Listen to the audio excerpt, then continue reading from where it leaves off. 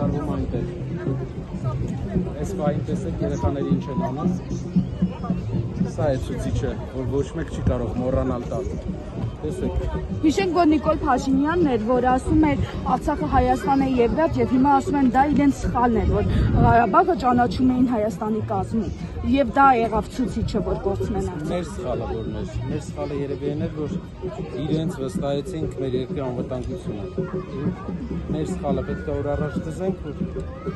այլևս ել չվստահենք իրենց մեր երկրի անվտանգությունը, որովհետեւ ամեն անգամ սխալ կատարելուց հետո իրենք ասում են սա եմ սխալվել, հետո ասում են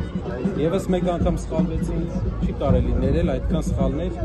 եթե այդ սխալները արժեք ունեն, իսկ արժեքը հազարավոր զոհեր ունեն։